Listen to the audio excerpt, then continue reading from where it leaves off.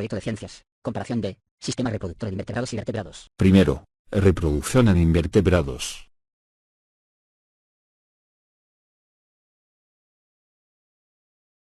Reproducción en poríferos.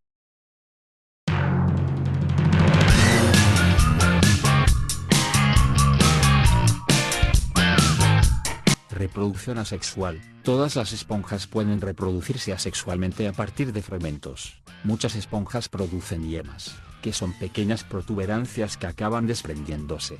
Algunas tienen alimentos almacenados. Reproducción sexual. Las esponjas carecen de gónadas, y los gametos y los embriones se hallan en el mesohilo. Los espermatozoides se forman a partir de coanocitos. Cuando originan un quiste espermático, los óvulos a partir de coanocitos se rodean de una capa de células alimentarias.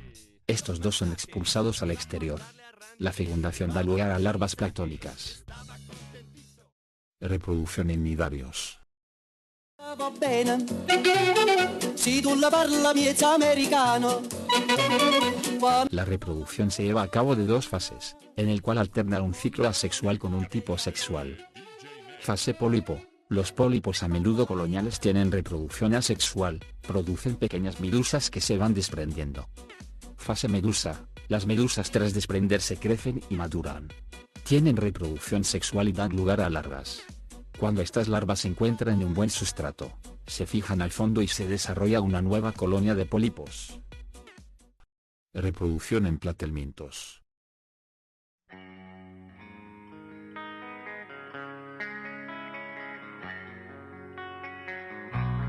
La reproducción en platelmintos es muy variada. Puede ser asexual, puede ser por fragmentación. En general se constriñen por detrás de la faringe y se separan en dos animales que regeneran las partes que les faltan. O puede ser por gemación, que es como se llama a la fragmentación cuando los animales que surgen son más pequeños que el animal del que surgen, teniendo en cuenta que en el primer caso del que hablé ambos animales luego de regenerar sus partes tienen el mismo tamaño. Si la reproducción es sexual hay que tener en cuenta que casi todos los platelmintos son monoicos o hermafroditas, pero a pesar de eso no suelen practicar la autofecundación. Durante la época de reproducción se suelen desarrollar tanto órganos sexuales masculinos como femeninos que suelen desembocar en un poro genital común. En la mayoría de los casos la cópula se da entre individuos distintos, pero puede haber casos, especialmente en las llamadas tenias clase cestoda, que hay autofecundación entre proglótidos del mismo individuo.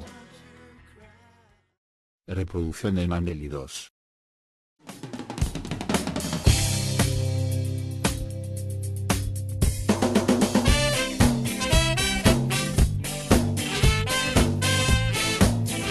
La reproducción asexual por fisión es un método usado por algunos anélidos y permite que se reproduzcan rápidamente. La parte posterior del cuerpo se desprende y forma un nuevo individuo. La posición de rotura está determinada generalmente por un crecimiento epidérmico. La reproducción sexual permite que una especie se adapte mejor a su ambiente. Algunas especies de anélidos son hermafroditas, mientras que otras tienen sexos separados. Los anélidos hermafroditas, como la lombriz de tierra, se aparean durante todo el año en condiciones ambientales favorables. La lombriz de tierra se aparea por copulación. Una pareja de lombrices se atrae por las secreciones de cada una. Para copular ponen sus cuerpos juntos con sus cabezas en direcciones opuestas. El esperma es transferido desde el poro masculino a la otra lombriz. Reproducción en equinodermos. Y saca un papelillo, me prepara un cigarrillo y una china pa'l canuto de hachís. Saca ya la chinatron, venga ya esa chinatron, quémame la chinatron. Las especies representativas son los erizos, las estrellas, los lirios y los pepinos del mar. Tienen sexos separados y las gónadas, ovarios o testículos se localizan en la parte interna del exoesqueleto que queda alrededor del ano. Cuando llega la época de reproducción expulsan los óvulos y espermatozoides, por lo que su fecundación es externa. El cigoto se divide y forma una blástula que se transforma en una larva nadadora. Esta larva, dependiendo de su forma, se hace un erizo, estrella, lirio o pepino de mar. Los equinodermos tienen un notable poder de regeneración. Por ejemplo, si una estrella de mar pierde un brazo, no solo presenta un proceso de cicatrización, sino que regenera el brazo completo. Incluso si pierde un brazo, este genera un nuevo individuo completo. Reproducción en moluscos.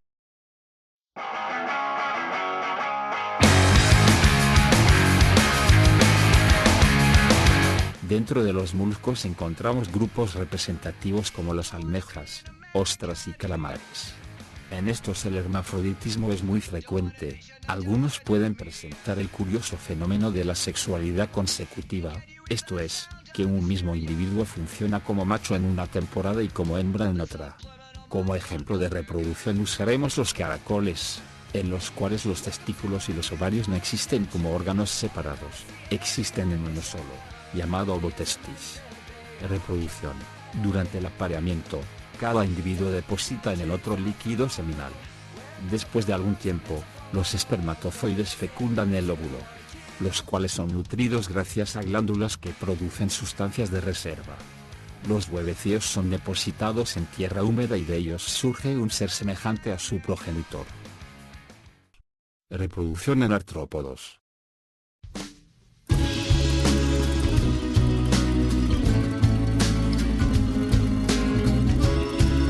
En estos la reproducción es sexual, y la fecundación es inerte. En los artrópodos la reproducción se da de la siguiente manera: los machos depositan el líquido seminal en el interior de la hembra, por medio de un órgano intromisor o pene. Aunque en los arácnidos puede suceder que el macho frente a la hembra segregue el líquido seminal, que ella lo recoja e introduzca en su abertura vaginal.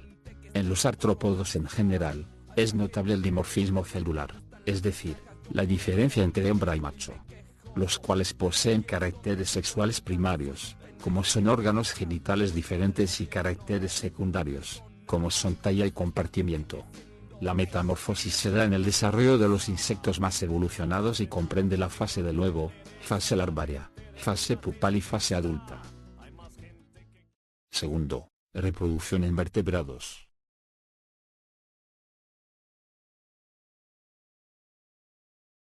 Reproducción en peces. Sometimes I just feel like quitting, I still might. Why do I put up this fight? Why do I still write? Sometimes it's hard enough just dealing with real life. Los órganos reproductores de los peces son como un saco de cuya pared interior nacen los huevos o el esperma.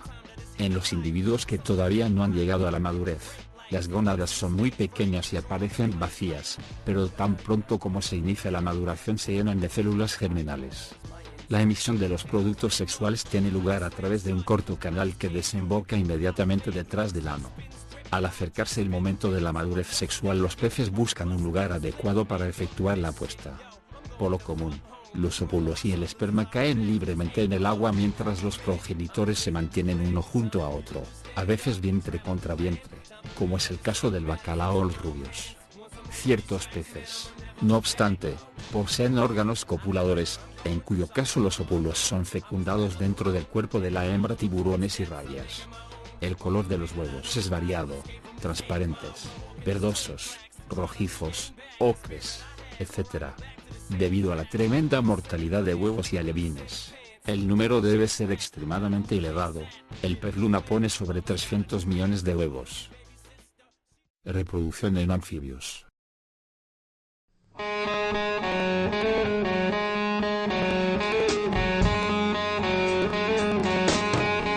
Los adultos se reproducen sexualmente. La fecundación es externa y sigue un proceso característico. El macho sujeta a la hembra, que va poniendo huevos. A medida que estos salen, el macho va derramando sobre ellos sus espermatozoides y los fecunda.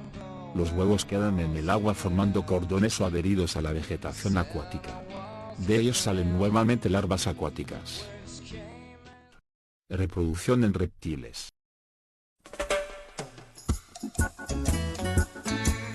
La reproducción de los reptiles puede realizarse únicamente con animales que se encuentren en buenas condiciones de temperatura, luz, humedad, alimentación, etc.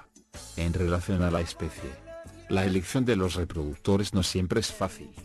Por lo general es conveniente contar con un plantel reproductivo, o sea, Un grupo de 6 a 8 animales bien establecidos, en lugar de una sola pareja.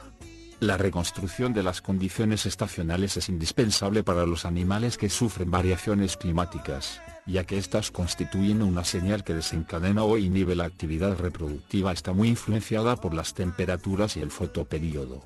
Probablemente, el aspecto más significativo que distingue a los reptiles de los anfibios es la reproducción.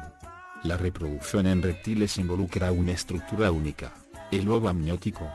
Este huevo, un huevo con cáscara dura, que contiene nutrientes y membranas protectivas, permite el desarrollo del embrión en la tierra. De modo que los reptiles ponen sus huevos en la tierra. La cáscara y el fluido interno previenen que el embrión se seque. Además, los reptiles llevan a cabo la fertilización internamente antes que la cáscara sea secretada y el huevo sea liberado a través del tracto reproductivo. Reproducción en aves.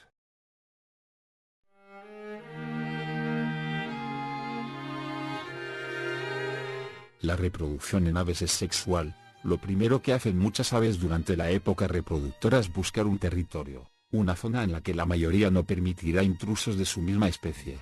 Si un macho no encuentra un territorio, no conseguirá pareja. Una vez definido el dominio del sitio, comienza el cortejo.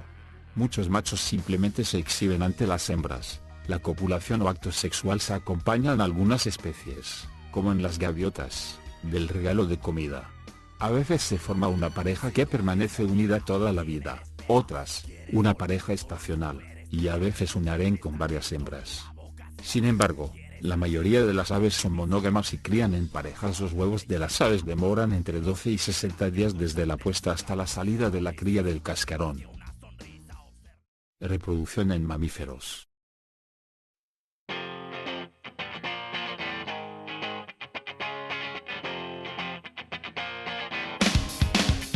Todos los mamíferos tienen reproducción sexual, que requiere la presencia de las células reproductoras sexuales óvulos de la hembra y espermatozoides en el macho.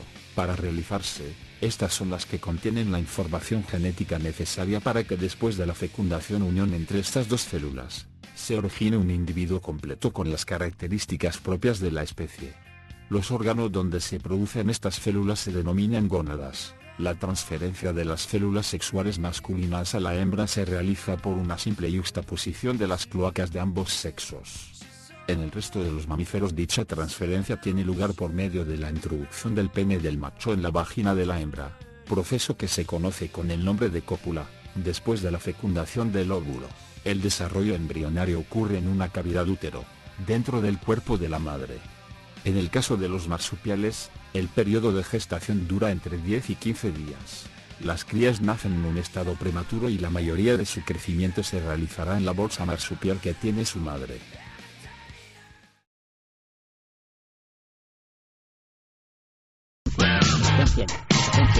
Aló, mamá, me saqué un 100. Aló, abuelita, me saqué un 100. Aló, ¿con quién habló? Me saqué un 100. Aló, amor, me saqué un 100. Hola, vaca, me saqué un 100. Bueno, esto es todo.